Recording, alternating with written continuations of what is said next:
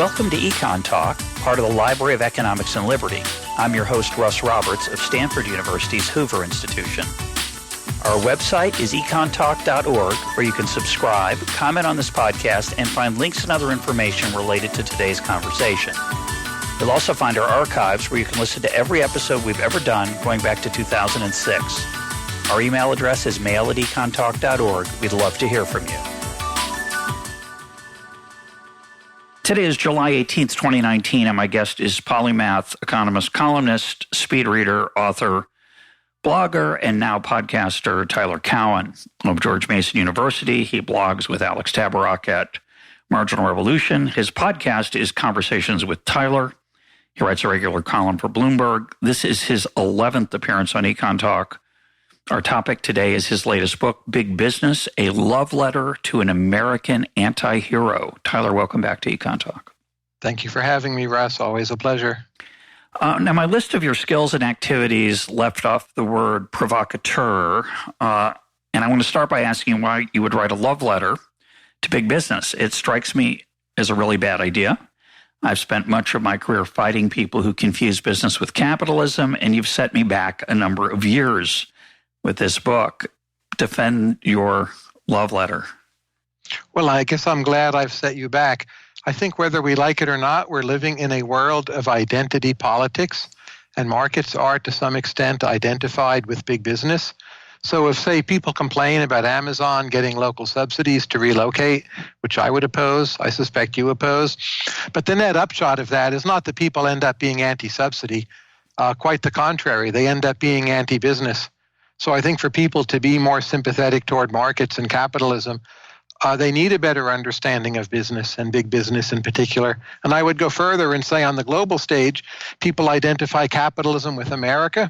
That's quite unjust in many ways. But we're not dealing in a sphere where the analytical arguments exist on their own. Ideas are carried forward, in particular instantiations. And in our world, it's big business in America that carry forward the ideals of capitalism, whether we like it or not. Well, I'm not sure I like it. I don't completely like it either, but I think at some point one just has to jump into that new battle. Yeah, well, there's certainly new battles here that we weren't fighting, any of us were fighting 5 years ago or 10 years ago.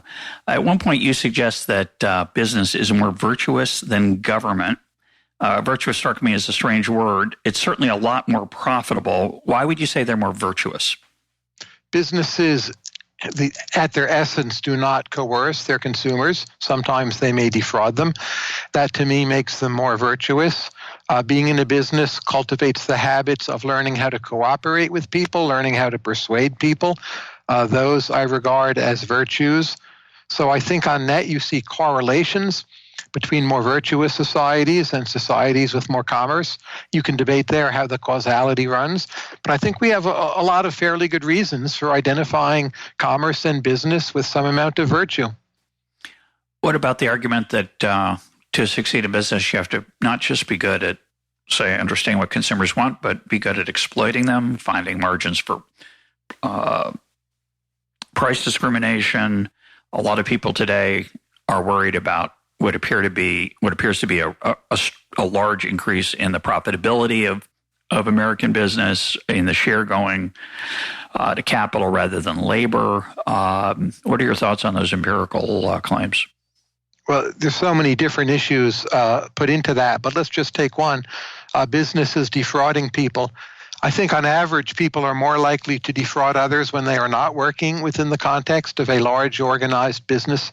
There are some exceptions to that claim, but I think business, again, on average at least, is making human nature somewhat better, that you care about reputation, and to walk into a Walmart's or McDonald's, it is one of the most predictable, reliable experiences you can have in the entire world. On the retail level, certainly when you go into a Walmart or a Target, your confidence that there's going to be stuff on the shelves is of course complete. You're never worried they're going to be out of stuff. I've always found that remarkable. But I think your point about brands is very important. There's a strange phenomenon that's happened over my lifetime, which is that contrary to, I think, the standard view that business is constantly trying to exploit us, we often exploit business. Of course, we pay for that. And what do I mean by that? The ease with which we return stuff that we decided we don't want, and whether it's usable or not in its form after I've, quote, tried it. And of course, sometimes this is actual fraud. People, Sure. I've heard that people will buy an outfit, wear it one night, and then return it because they wanted it for that night. But I'm just talking about, I buy a pair of shoes, I try them on, they seem comfortable, but after a week or two, they're not. And I call the customer service number and they say, oh yeah, just return them. I said, but I've worn them outside. They say, we don't care. We want you to be happy. That's an extraordinary, just an extraordinary thing if you grew up otherwise, which I did, in a world where that wasn't possible. And of course, we pay for it in the form of higher prices, but the prices don't seem very high for many retail items in this crazy world. That's right. If you also look at the rate at which people lie on their resumes when they apply for jobs, even the rates people will admit to seem remarkably high, higher than what you might take to be the rate of business fraud. So, I don't think all business is heroic. I don't think all human beings are close to honest. And in some ways, it's a pretty close call. But again, I think you see somewhat less fraud in the business context. There's one point in the book, I present a comparison between for-profit and nonprofit hospitals. And statistically speaking, it's really hard to tell them apart from each other in terms of what they do, how they act, what they charge, and so on. Yeah, I'm not sure what that label nonprofit means on a hospital. Actually, it's there's self-seeking behavior in any case, right? Yeah, and there's residual claimancy of some kind in any case. But I think that gets to the point, we just can't get rid of selfish incentives. We want to constrain them in some way. Big businesses are often, but not always, one of the better ways of constraining selfish incentives and stopping them from being destructive.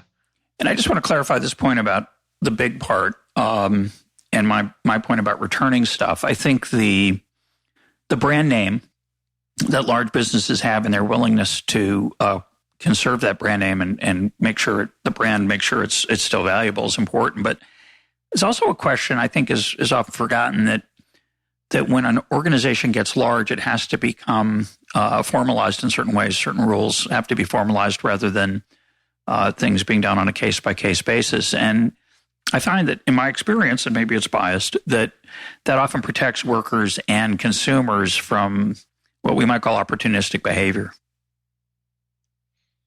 I agree, but I think maybe the best criticism of big business in America today is that it's overly bureaucratized, and it's not always innovative or dynamic or responsive in many cases. Fair enough. And in part, it's overly bureaucratized to limit fraud, which is fine, but nonetheless, if you're on a helpline or trying to deal with a large company, it sometimes can feel worse than dealing with your local DMV. Yeah, I think that's true.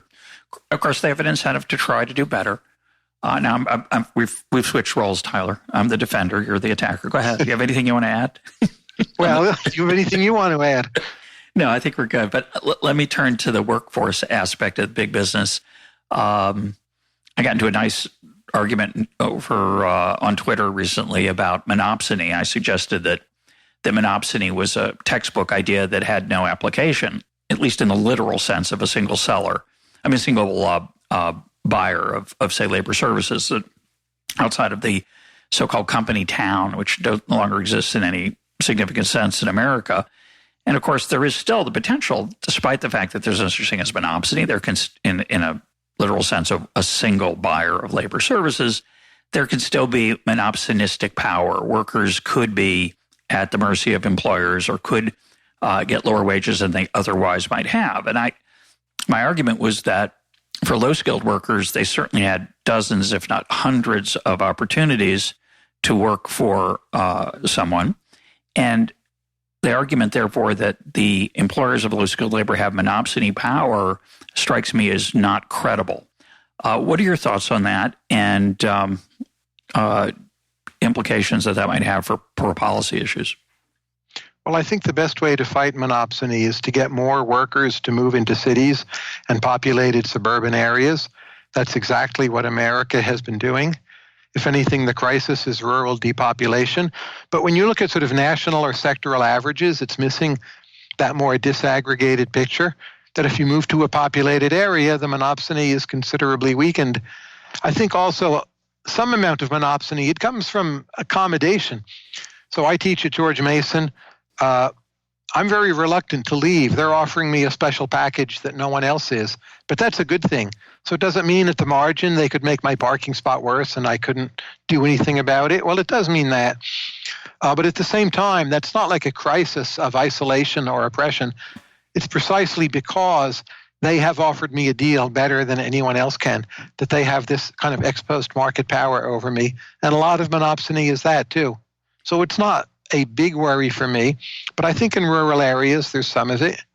But even in urban areas, some would argue that the switching costs, and it is costly to switch jobs, you have a market for your services that's quite large, but it's still unpleasant to switch. And the implication is that George Mason could take advantage of you, and they're a nonprofit university, so their zeal in doing that may be understated or relatively low.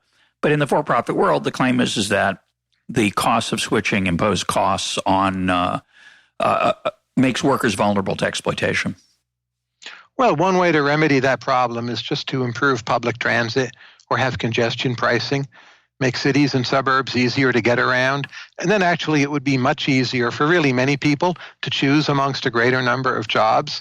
So I think it's fine to see there's a failure there. Like, oh, I work here. It would be really hard for me to, work somewhere up in Rockville rather than Alexandria. But that's a very fixable problem. We just don't want to do it. So I think there's a lot we could do on the legal regulatory side to limit the power of monopsony that we should do, and we're not doing. Well, the other point I would make is that there's switching costs for firms too. If a firm exploits me and I leave, they have a high cost of training a new worker. It's expensive, so it's just not obvious to me which direction that goes. So, in terms of what is the actual problem of monopsony today, I think it's the person in a rural area who works at the Walmart, and it's not literally their only option. But the other options are not that great. They could work at the gas station or work at some other retail outlet.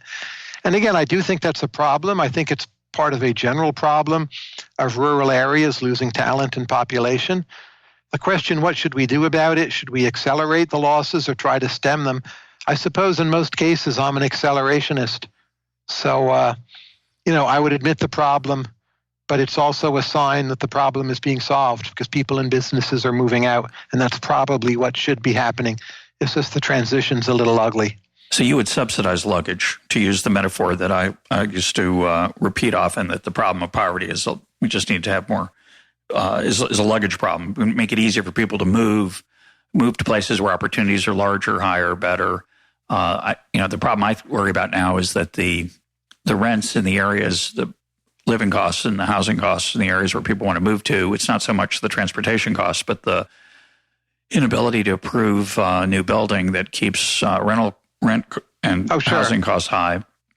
And I would change that too, but there are still parts of the South you can move to, almost all of the South, in fact, or Texas, where there's relative freedom to build and the cost of living is mostly reasonable.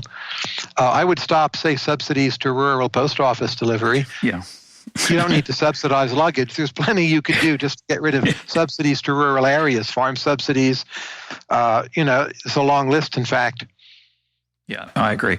Now, I had Elizabeth Anderson on this program, who's very worried about exploitation of workers. And you mentioned her in your book, and you argue that, quote, work in contemporary America is largely a positive experience.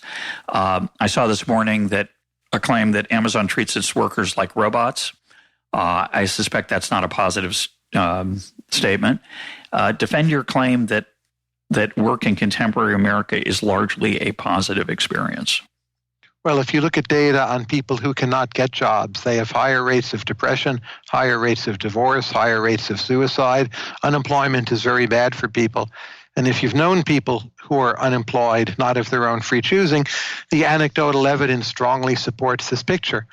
And look, work is tough. It's especially tough if you come to the labor force without strong skills. That's in part why you're paid to do it.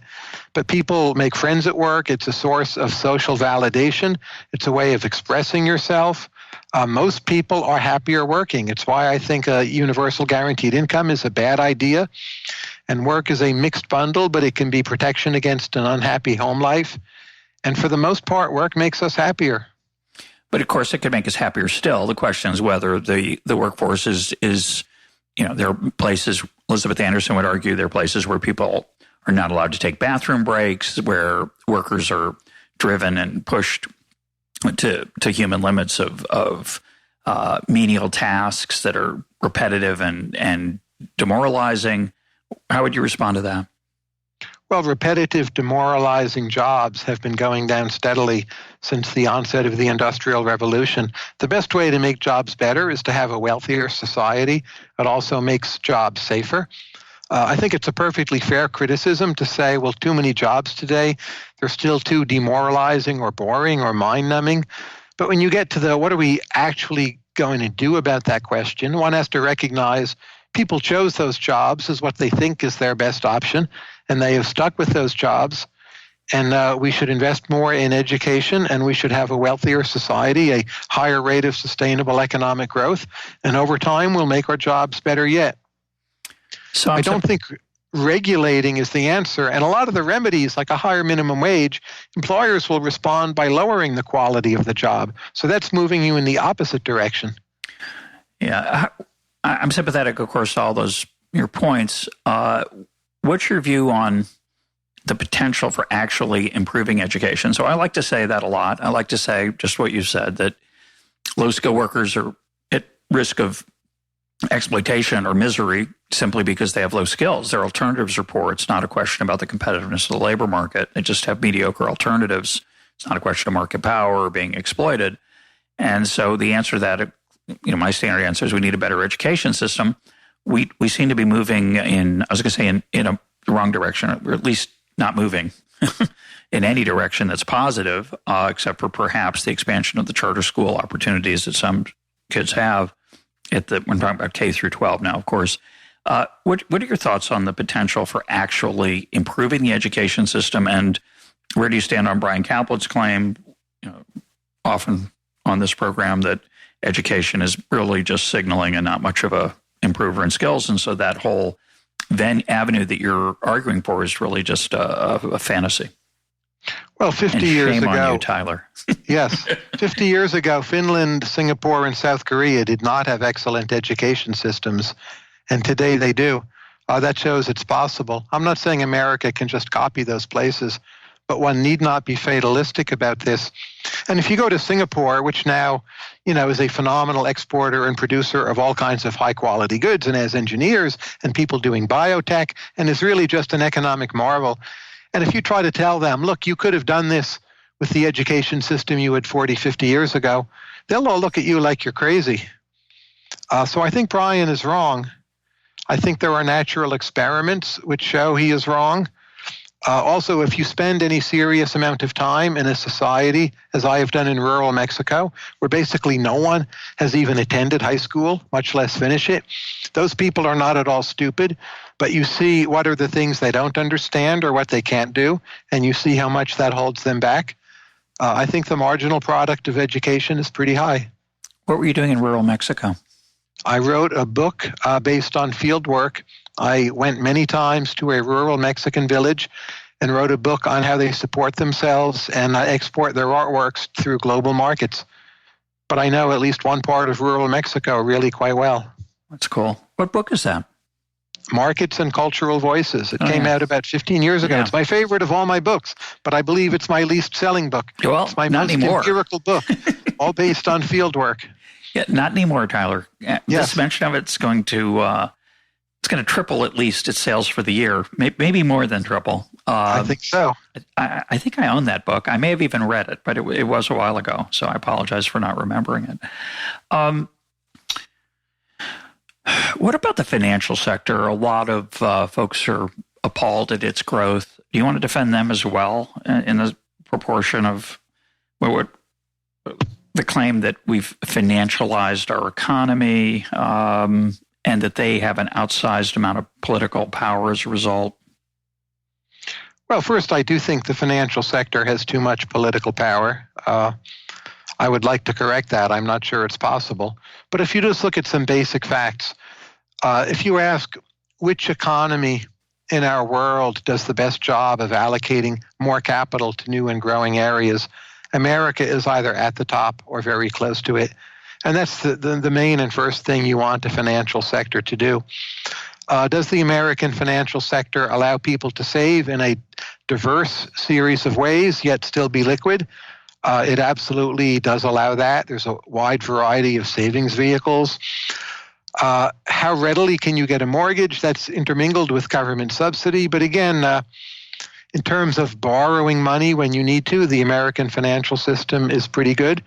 So we've had a number of periods of excess, which I think you can partly blame on our financial system, but you have to blame borrowers as well. You ought to blame homeowners as well. American venture capital has been a phenomenal force behind innovation. And if you look at the FANGs companies, I read this morning, Facebook, they're now Apple, 1/7. Facebook, Google, Netflix, Amazon, they're 1/7 of the whole value of our stock market. And those basically came about through venture capital. Israel is the only country that has anything even vaguely like that. And some of their venture capital market is kind of parasitic or dependent on ours. So mostly the record of the American financial system is pretty good. There have been bubble periods where debt is too high, and some of that has been the fault of lenders sort of pushing loans on people. I think that's a perfectly justified criticism. But you hear people saying, oh, finance is evil, finance is wasteful. And my book is just trying to set the record straight by looking at the facts. Some of the criticisms are correct, but the overall ledger, people are not at all looking at the full picture. Yeah, I like the full picture point. I will say that, as I like to say on this program, that the ability of the financial sector to put their hand in my pocket without my consent through the bailout process that's slowly but surely being enshrined by expectations and practice, I think is deeply disturbing. But you do have to look at the full picture. I would make a distinction certainly between venture capital and investment banks. Venture capital is a crapshoot. It's a long shot. Most businesses that start don't succeed. And in Silicon Valley, you either make an enormous amount of money or you lose it all, and no one bails you out ever. And I think that's the right way to treat the rest of the financial sector. I don't think on that we agree. So I, in some circumstances, favor bailing out banks. I think the macro consequences of not doing so are too severe. And 1929 was worse than 2008.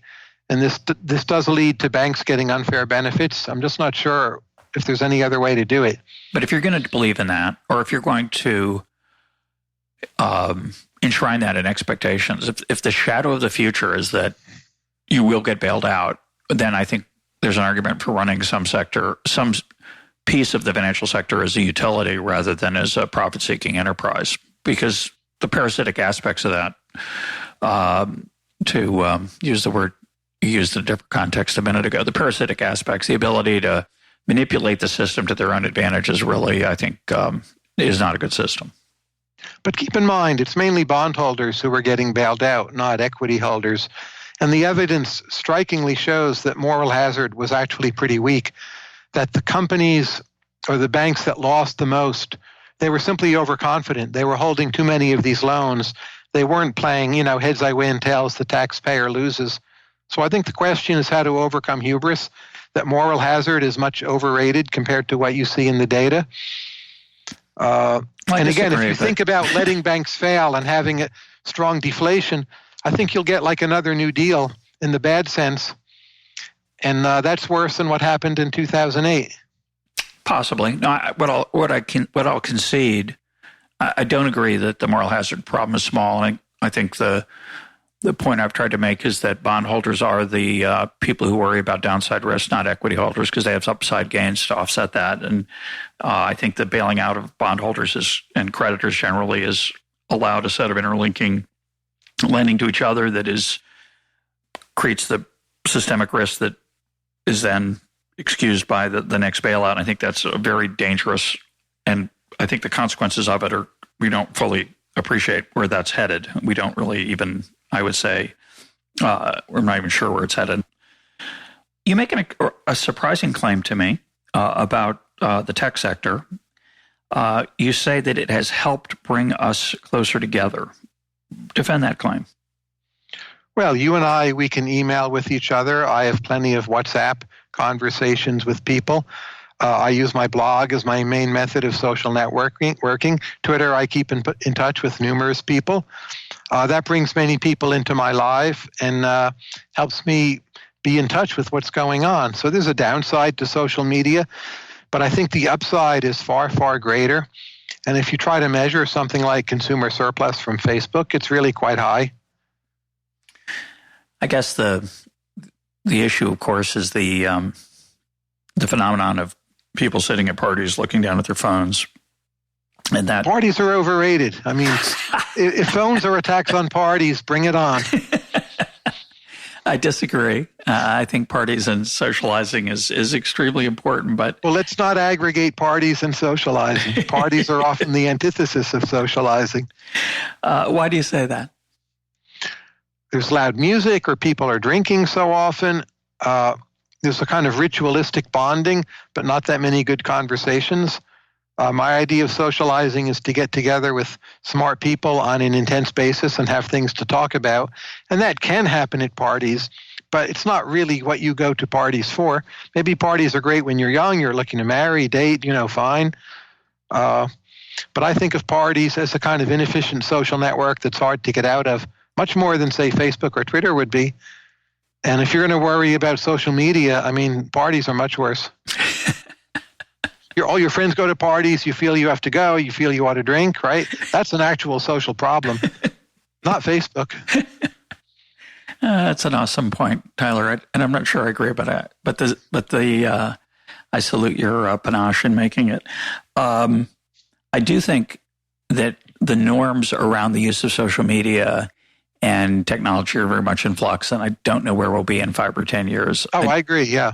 And we'll get much better at it. I think so. Consume, right? Yeah. We've gotten much better at using books. In what way? Well, there's not good evidence on what things were like right after the printing press. But arguably, they helped encourage some of the religious wars of the Reformation. There was a lot of fake news at the time. People didn't know which books or which sources to trust. That's hardly all perfect today, but I think it's much further along. And I think social media will be further along as well. So the net surplus, social surplus from those would be much higher than it is now. I recently had Andy Matuszek on the program. It hasn't aired yet, so you have definitely not heard it. But he argues that lectures and books are extremely inefficient ways to convey information. And one of the points he makes is that if you think of a nonfiction book that you read a year or two ago, maybe even 6 weeks ago, you will struggle to remember anything about it. You might remember what it's about. You might remember 1 or 2 things about it, and that would be true of a lecture as well as a book. In fact, with lectures, I would say you mostly remember, if you're lucky, the topic months later. He thinks those are very inefficient ways of conveying information, and he describes them as, it's not his term, I think it's someone else's, but it's transmissionism. I tell you a bunch of stuff, hoping you'll absorb it. What are your thoughts on that? I think Andy's a brilliant guy. I'm supporting him through a charitable project I'm running called Emergent Ventures. But I don't completely agree with him on that necessarily. So you don't remember much from a book, but it may be you remember what you need to, and you're then clearing the space for the next thing.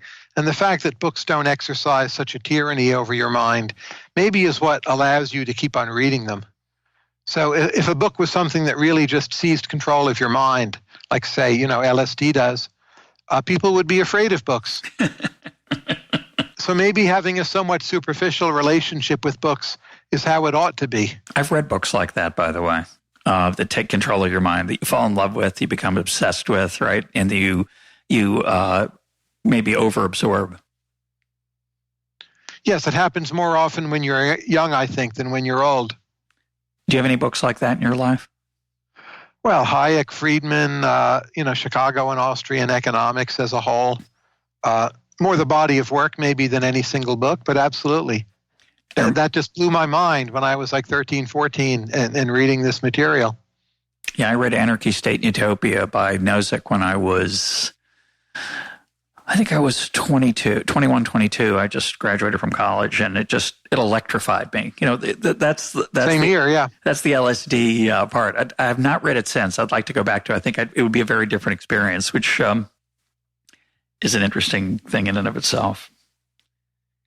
I think the book holds up pretty well, and the first section, trying to refute anarchy, is the most interesting part, and the critique of Rawls is the least interesting part, which is somewhat the opposite of how it was received at the time. That's for sure. He also is less enamored of it than he's gone now, but my understanding is he did not agree with the book as he got older. Is that your understanding as well? I spoke to him about this, and I think it's complex. He always felt that the actual content of the book was underrated. And even when he came to repudiate it, he would still defend it in a way. And he thought people hadn't grasped or understood it properly. So, authors have complex notions about their own work. And I'm not sure there's any simple way of expressing how Nozick felt about it as he got older. Yeah, but I think toward the very end of his life, I think he came back to it much more than in sort of the middle period. That's my sense. My memory, having read it 40 years ago or so, is interesting because I remember the argument that economies of scale are important as a justification for the role of police. I suspect I wouldn't find that convincing now. At the time, I thought, oh, good, check that off. That's done. What I found, I think, the most exhilarating, though, were the thought experiments, the experience machine, or whatever it was called, the parable, the slave. They were just exhilarating mental experiences and exercises. And he was better at doing that than anyone else of his generation. Have you read his other books? Yes, I believe all of them. The one on choice theory, I'm not sure I read through, but I looked at some of it. What about, is it Philosophical Explanations? Is that the name of it? That's correct. That's the big, long book. I feel a lot of that book fails. It was a noble, brilliant effort, but I'm not sure that much of it turned out to be correct. And his whole argument about what justified belief ought to mean, which he took to be his main contribution, Kripke, in fact, refuted, and Nozick more or less recognized that Kripke had refuted it. So that book is maybe his biggest failure. There may be some way in which people go back to it and find new things, but he thought that would make his mark as him being truly the greatest philosopher of his time.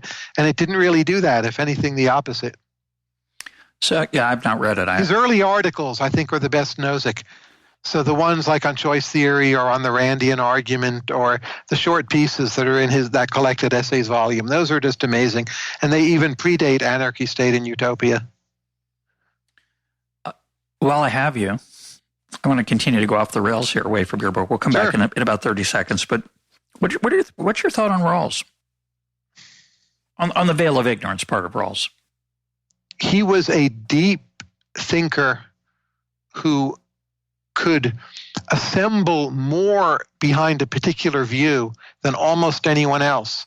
And I find that extraordinarily impressive, the depth of it.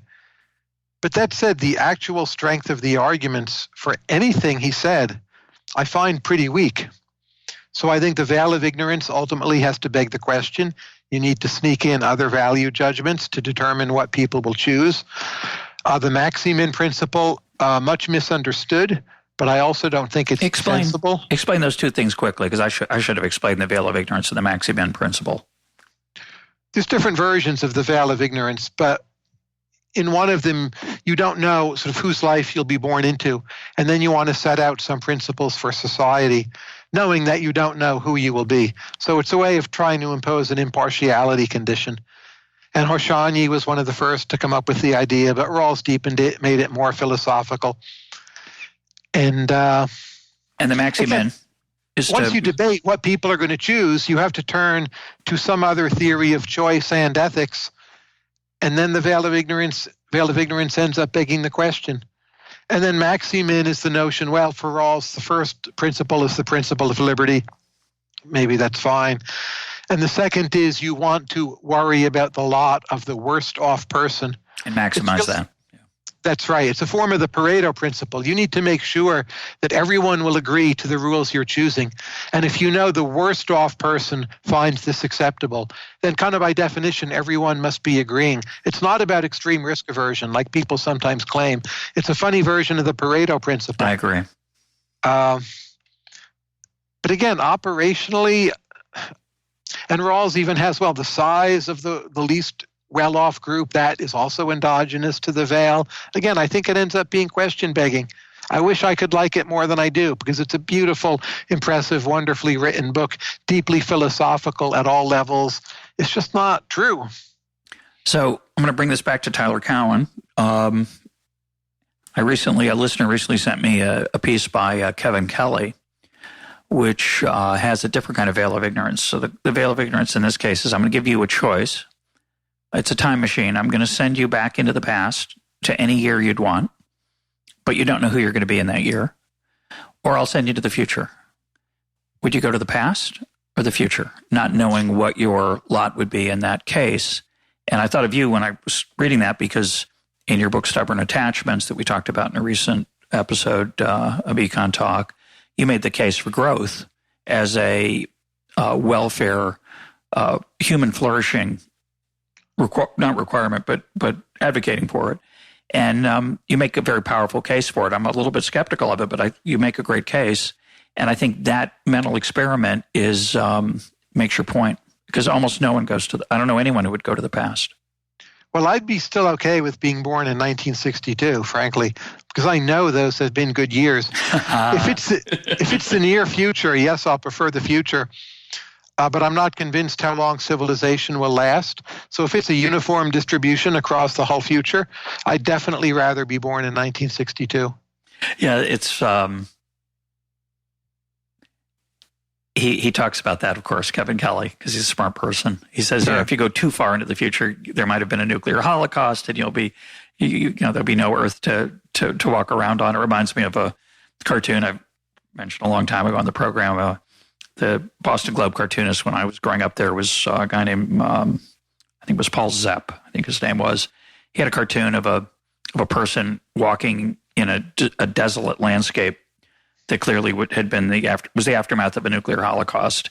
And he's got a small television under his arm, and he's holding the plug out, and he's forlorn as he searches for a viable technological solution to his desire to watch TV. And we could imagine a similar catastrophe going too far forward, I guess. It might not just be me anymore. So say in 600 years, everyone's genetically engineered and very different, but much enhanced. Either I'm a total loner or they enhance me, but I'm so different, I'm just a different person. Yeah, well, that's one of the challenges with any of these veil of ignorance examples. You bring your sensibilities, from your present life experiences, and those are unavoidably real to you, and you really can't step outside that in any meaningful way to assess. I've been talking a lot on Twitter about being a parent. Being a parent is a weird thing. It changes who you are. So much of life is like that. You go through an experience and you have no idea what it's going to be like, and when it's over, you're not the same person. And so telling someone what it's like to travel to a rural Mexico, or travel around the world, or have children, or drop out of life for a year, all those things transform you. And as a result, to try to gain information about what that's like by asking people about it is a very mixed bag. It's not a reliable scientific approach. So let's go back to your book. Sorry, that was a great digression, but I want to go back to... it never really left the book in a way, but go on, yeah. I know. I want to ask you about surveillance capitalism, a term Shoshana Zuboff uses in also an episode coming up soon on EconTalk that's been taped but hasn't been released yet as we're recording this. And she's very worried about, as many are, about the way that big tech and big business in this part of the world of Silicon Valley have taken my information and used it to their profit, one, without my knowledge, and two, with effects I don't fully understand. You worried about that? So far, I don't see that it's harmed people very much, if at all. The biggest threat to your privacy remains the local gossip, the envious colleague, the grasping brother-in-law. But I don't dismiss the concern. So I think facial and gait surveillance, as they now have in China, it worries me greatly. Did you say gait surveillance? That's right. GAIT? GAIT, how you walk. They can tell who you are. Even if you cover your face with a mask, that won't really solve the problem. So I think we should consider banning that in many cases. And I worry that what is taken in by the private sector can be subpoenaed by the public sector or hacked away. So I think it's a real concern, but it's much overrated how much harm has come to date. I never find that the people who have this concern are worried about privacy more generally. Like they're not part of campaigns to eradicate or limit social gossip, for instance. They just don't seem to care. So it seems to me more of an anti-tech thing or a control issue. I don't think it's actually about privacy. There's not like an actual privacy movement where you have people sit down at a table and debate what are the biggest threats to my privacy today. It just doesn't happen. It's all like anti-tech, anti-corporate. I wonder if people in China can easily access John Cleese's Ministry of Silly Walks clip on from Monty Python, which would be perhaps a way to mask one's gait. There are others, of course. I guess the thing I'm worried about, which is, of course, part of a larger problem, is the ability to manipulate political opinion. We can debate whether that played any role in the 2016 election. It doesn't appear to have played a large role, but it could play a larger role in the future. And the challenge, I think, is the non-transparency of that process, of both the algorithms that generate what I search for and what's delivered to me. And I'm not sure I don't know how to solve that. Well, I know there's no way to solve it, but I'm not sure how we think about the trade-offs between regulatory solutions to that, competitive solutions, that is, emergent under bottom-up solutions. What do you think we can do there, and should we worry about that? My hope is we can improve the internet as a source of reliable information, and both you and I work pretty hard toward that end. But I think some perspective is needed. We have reasonably large audiences, not mega large compared to, PewDiePie, but we reach people, and I don't know if we persuade them, but I think we have real inputs into their thinking and try to encourage them to seek truth in some way. It's a nice keep in thought. mind, manipulation has been with us forever. So in the 1960s, my goodness, how long did it take for people to really speak up against the Vietnam War? It took years, and finally Walter Cronkite uttered that it might not be such a great thing, and people went crazy. Imagine the Vietnam War today on Twitter. People would be on it, day one, hour one, and all the arguments against it would be out there in less than 24 hours. Would there be fake news in those arguments? Yes. Is that on net a better world? I strongly suspect it is. So I think on net, social media are more likely to limit the risk of war than to boost it. That's the number one issue. We had generations of American intellectuals become Marxists, believe in the economic growth powers of the Soviet Union because of fake news put into books. Often those were subsidized printing presses backed by the Communist Party, as you know. That did us a lot of harm. So the notion that somehow today the fake news problem is especially large, I'm not sure we've seen a formal comparison, but it's far from obvious to me that that's the case. I used to have a reputation as an optimist. Some of that went away in 2008 with the financial crisis. Some of it went away in 2016 with the way that politics and ideology have changed around the world and here in the United States. And I'm much more unmoored than I used to be, and much less confident that things are going to turn out well. But I have to say, Tyler, talking to you brings back the optimistic side. I love your contrarian nature. It's very impressive. Thank you for that. I would just note, people have read a bunch of my books, Great Stagnation, Average is Over. They think I'm a mega pessimist. I'm not. I've always been an optimist. I'm an optimist who thinks productivity growth has slowed down. I also think it will come back up again. I think the real weird period was like the 1980s and 90s when everything felt right and orderly, and that was an illusion. The bubble's been burst. We're now just like living in history. It will just be or feel chaotic from here on out.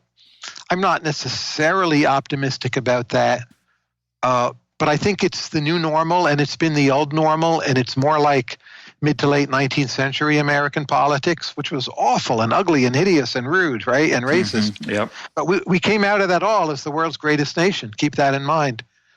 So I'm not per se pessimistic at all about the current moment. I do see it as risky. I'll quote our former colleague James Buchanan, and he might have been at this talk. I saw him give a talk at George Mason shortly before he passed away, where he said, "When I look to the past, when I look to the future, I think he said, when I look to the future, I'm a pessimist. When I look to the past, I'm an optimist." And I thought, well, that's a weird thing to say. And what he meant was, you look to the past. When you look to the future, sure, it's scary. There's a lot of things you don't understand. You're not sure where they're headed. You look to the past and you think, is this really scarier than 1929 or 1938 when the world was about to be in an enormous upheaval of death and destruction? And it looked really bleak, but it turned out it was bleak. Horrible things happened, but we bounced back and things got better again. And it's an amazing thing. We had slavery way back when. Yes, we did. Right. So yeah, there are grounds for optimism. I'm much more of a John Gray fan than I am a Steven Pinker lately. I'm much more aware that the material world is only a small part of what what makes life meaningful and satisfying. I'm not a fan of hunger, but I do think it's easy to overstate the tangible things that have gotten better and to ignore the things that haven't changed about human nature and the reality of life. I'm a fan of John Gray, but frankly, I'm not short the market. Say that again. You're not what? I'm not short the market. And what do you mean by that? Well, I own equities. I own a house. I'm not looking to sell what I have. I know how to short things. I could, buy puts, whatever. I'm not close to doing that, and I suspect you're not either. Oh, but that's just the financial side. What about the? No, that's the side that matters, right? That's your actual choices with your real money that you hope will support your wife and children in the future. So that's what you really think, and that means we're both pretty optimistic. Well, but my point is that means I'm optimistic about the ability of the U.S. economy, or perhaps the world economy. I'm not particularly diversified. I'm mainly in the United States, because I trust the institutions here a little more than I trust them elsewhere. It's the tallest pygmy example. I don't think they're very good anywhere, but I think in the United States, I'm a little more optimistic about that relative to the rest of the world. But the fundamental questions of the human heart and our ability to get along with each other, I don't think we've gotten any better at that. And so I'm not particularly optimistic about that going forward. If this makes you feel better, I think about half of the revenues of the S&P 500 come from abroad. So you're probably more diversified than you think. But what's your reaction to my point about the human enterprise generally, and that the monetary side of it is overrated? Well, overrated by whom? It's probably overrated by wealthy American people. But I'm not sure it's overrated by the world as a whole. If you walk around like Sumatra and just ask how obsessed are people with creating a wealthier society, I suspect it's not nearly enough. So I don't think globally we're overrating wealth. And the question of what's a meaningful human life, it's diffuse, it's difficult. We're not going to solve it. But just the kind of lives out there that can be fully expressed, and by people who are minorities, or they're gay, or they're transgender, or whatever their situation may be. That just seems like so much richer now than when I was a kid. And are people happier? Hard to say. Are they lonelier? Hard to say. But there seems to be more reality to the real of social and interpersonal life in a way that I find deeply encouraging. Well, it's hard to say, but there are some disturbing things, right? With the suicide rates seems to have risen dramatically in the United States among young people. Sure. Some of it there's 1,000 things you could blame that on, but social media may be the part of the problem there. What are your thoughts on that? I think for teenage girls, there's some good evidence that social media are making a significant subset of them more miserable. I think that's probably the single biggest cost of social media. The rest of the evidence I don't find very convincing. And if you ask the question and try to measure it, like what percentage of well-being, what percentage of the variation in well-being comes from social media, that still seems really quite small, probably less than 1%. Why is the suicide rate up? I don't know. I do find it a matter of concern. But there are many other social trends, social indicators for young people which are positive.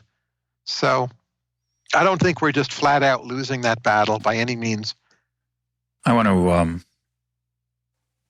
to add to your optimism or cheerfulness about technology, and that I think I saw you recently somewhere you were referring to the argument that you hear sometimes, where are the flying cars? And that this argument is that back in the old days, the 60s, we imagined a future with flying cars, and they're probably coming, by the way. So just be patient out there.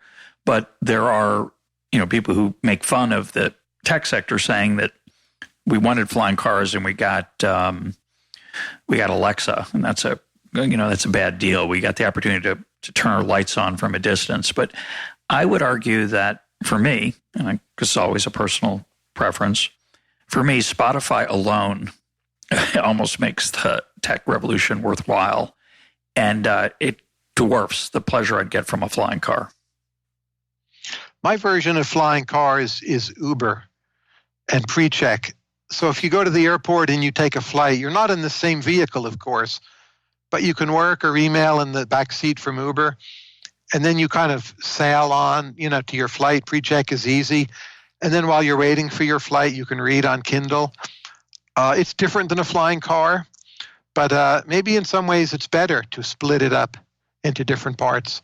So we've seen progress with transportation finally, and that would be Uber plus the iPad. Yeah, it's nice. I think there's a lot more coming. A lot of money is being spent around the world to make transportation better. It's an example that I think it's like negative white noise. It's something we don't really notice much when we're not in it. When we're in traffic, we're very aware of it. When we're in the line, we're very aware of it. But the rest of the time, we don't think of it as one of our major problems. A lot of people, I think, don't. They think of other more dramatic things. But I think we can make some progress on that in the next 10 years, and it's the potential there's enormous. I think we had like 40 years of stagnation in travel. And the last 5 years, we're seeing real advances, probably more to come. There's a lot of talk of vertical flying devices, a bit like helicopters. We'll see how that pans out. But there's a lot of things that could happen pretty soon that I'm optimistic about. Yeah, I agree. Maybe the Boring Company, Elon Musk's underground transportation system, will come to life. It's mostly his money, not always his money. Sometimes it's my money too, but people are doing some very innovative things. And just, waiting in line and waiting has ceased to be such a cost. So you have an iPad and a Kindle and maybe other things. It's actually fun. Yeah, that's a fascinating point. It's also lowered the impact of monopoly. I think I make this point in the book, Big Business, that you can always, not healthcare, not like a hard operation, but a lot of things out there, if a monopolist tries to sell them to you, you just say like, no, I'm going to go home and read the internet, get lost. Yeah, I was actually my next question. I said, I can't tell whether that's the cleverest argument I've heard in a long time or completely silly, but it's might be both. It's both, I think. But nonetheless, I find if a supplier tries to make an experience unpleasant for me, including a high price, again, healthcare is quite different. I get that. But I just walk away. It's like, gee, my default is so much fun. Yeah, Twitter. I don't need this. Yeah. Twitter whatever. or YouTube is, of course, it's, my issue there is I used to spend a lot more time staring off into the distance. I now do the New York Times crossword puzzle or go on Twitter on my phone or read a book on Twitter on my phone, that's where I do a lot of my Kindle reading when I'm commuting, which I rarely do, but occasionally do. And solitude has been greatly reduced for whatever, for that reason. And it's a mixed bag. I've got I'm going to be interviewing Ryan Holiday soon on his book, Stillness is the Key. And stillness is way down. We're struggling with that. We do the advantage of this entertainment zero price, direct price. It's not zero, but it's the direct price out of pocket is zero for us to consume these resources right now is extraordinary. But is solitude down? I'm not even sure. So in the old days, if I just stayed at home 2 days straight, I'd feel very lonely. I wouldn't have contact with anyone. If I do that now and I'm intermittently emailing or chatting with people, it feels kind of social. So maybe we're subsidizing solitude. Well, I think the challenge there is the intermittently. I'm sure you've experienced this, but or maybe not. I'll let you answer. But for me, when I write now, if I'm writing an essay or a book, I find it hard to do it for long periods of time without intermittently checking my email. Even if I don't respond to it, I just need, I have a compulsive problem in glancing at it. I don't know if you deal with that. I have not checked my email during this podcast for your information, though I could have. Yeah. I do that too, but the thing is, I'm no less productive in my writing because I spend more time writing. It's more fun. So I write just as much, I get as much done, and I check my email. Maybe something else is suffering here. I get there's only 24 hours in a day. But I'm not sure it's harming productivity. Maybe for some people. Yeah, well, we got to fix that 24 hours in a day thing. They promised us flying cars in the 28-hour day, and boy, they failed on both of them so far. You mentioned healthcare in passing. It was something I was going to ask you about. You suggest in the book that the monopoly problem is most serious, probably in healthcare. What is worrying you there? High prices, hospital consolidation. Patients are not well informed. Prices are not transparent. There's massive third-party payment, which, by the way, doesn't have to be bad, but when combined with these other features, it's very harmful. And the system's a mess. And we pay huge amounts, like 18% of GDP, and so often we're treated poorly, and we're hurt or crushed or broken and frustrated, and something is badly wrong with American healthcare. I totally agree, and recently had a horrific experience with healthcare approval for a procedure.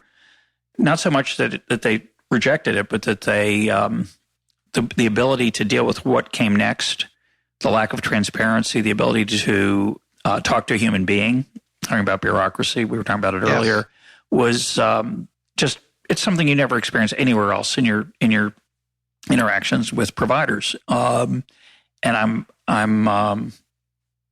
think a lot about the lack of skin in the game, feedback loops, the things that make the rest of our economy, I think, work pretty well.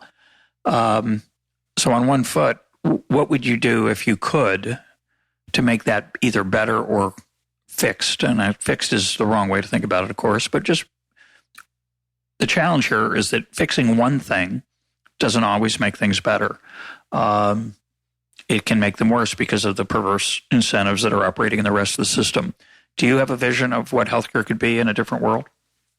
It depends how many things I'm allowed to change. I am a fan you can't change human nature. I'm going to leave that out. But other than that, I'll let you be pretty free. But the Singapore system, where you have forced savings, a lot of out-of-pocket expenditure, single payer for catastrophic expenditures, and full price transparency, I'm all for that. I can't imagine how we would get to that from where the United States is now. So we have to do things incrementally. There are some movements going on right now for greater price transparency.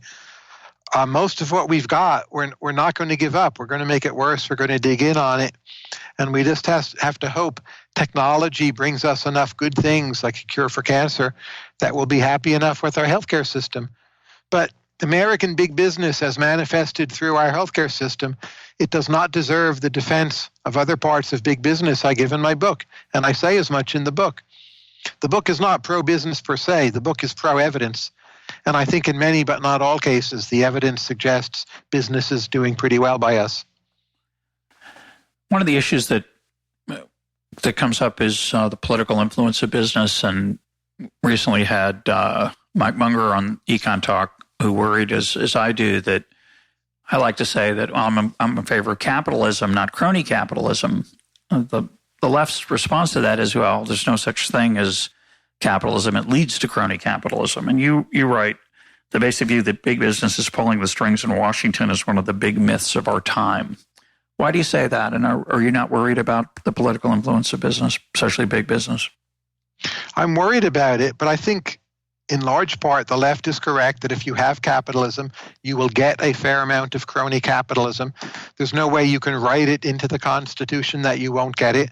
Most or all of that crony capitalism is bad, but I think it's much overrated as a source of our problems. I think by far the worst examples of it come in the healthcare sector, where I would agree with the critiques of the left and also the right to a large extent. But a lot of the other examples, I think they're a little blown out of proportion. You have a lot of libertarians who want to posture as being like very egalitarian or in favor of the little guy, so they thunder against business. But all these bad policies, like the farm subsidies, which I'm against, Export-Import Bank, yes, I'm against it. Add them all up, again, healthcare aside, and ask what's their dead weight loss. It's just not that large. So I think that's an exaggerated issue, which now is being used as a weapon against business, not a weapon against government subsidy. So I sometimes like to argue when I'm in a argumentative mood or a provocative mood, that the parts of our economy that work the worst would be the housing market, the healthcare market, and the education market, college. And that those are the places where government is most involved. A fair response to that would be, well, they have to be involved because otherwise it would be even worse. But I certainly am horrified when people will say that the healthcare market shows that capitalism can't run healthcare because look how horrible it is. And my answer, of course, is that there's not much capitalism, there's not much free market, and that would be true of housing as well. People have actually blamed capitalism recently for the high prices of, say, housing in San Francisco or New York, and because obviously that shows that greedy landlords are exploiting people, as opposed to the fact that the regulations are making it hard for other greedy landlords to bring the price down. So I react to that argument, and in particular, you're singling out healthcare as the place where things don't work well in the large in big business. Would you use the argument that I make somewhat tongue-in-cheek, but somewhat seriously, that it's one of the most corrupted parts of American industry through a government's relentless hand in pricing and in subsidizing through Medicare, Medicaid, and then the subsidy to employer-provided insurance?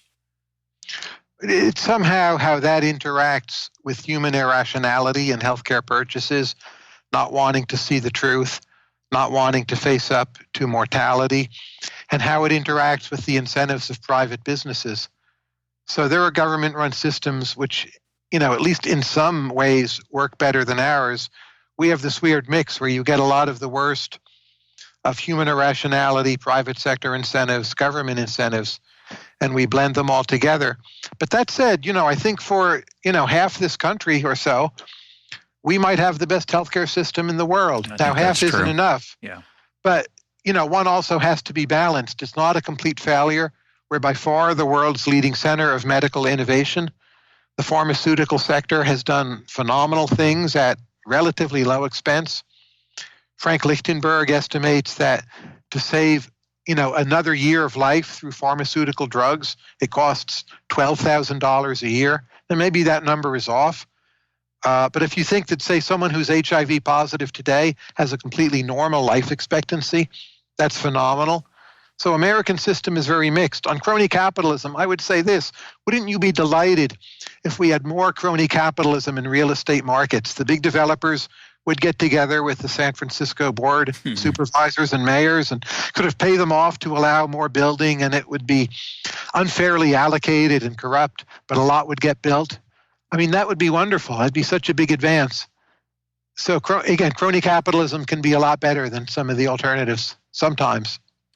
Let's finish with just your general thoughts on where attitudes towards business are going. We're in a time where famously a lot of young people are eager to embrace socialism. I'm not sure what that word means to them or to others who answer those questions on polls. I think it's just a way to get people to click through. But putting that aside, there's definitely a lot of anger about the current American economic system. Where do you think we're headed there? Tucker Carlson recently gave a speech, and I think he called it like big business is the enemy of your family. And he, of course, is a right-wing commentator. On the left, you've Bernie Sanders and Elizabeth Warren, very, very anti-business. I think, the center of the American public is still pretty sane. And if you look at people's actual choices, they're trusting big business more than ever before. So people just get into an Uber ride, correct?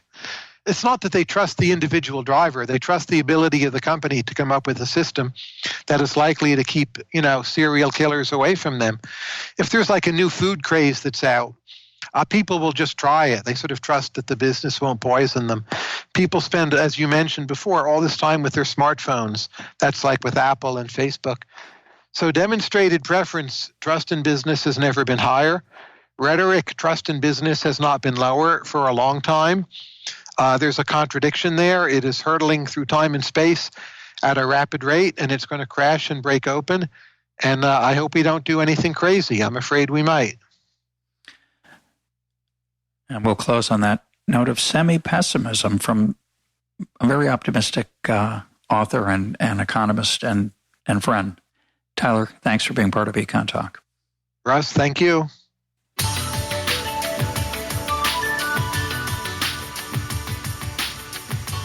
This is EconTalk, part of the Library of Economics and Liberty. For more EconTalk, go to econtalk.org, where you can also comment on today's podcast and find links and readings related to today's conversation. The sound engineer for EconTalk is Rich Goyette. I'm your host, Russ Roberts. Thanks for listening. Talk to you on Monday.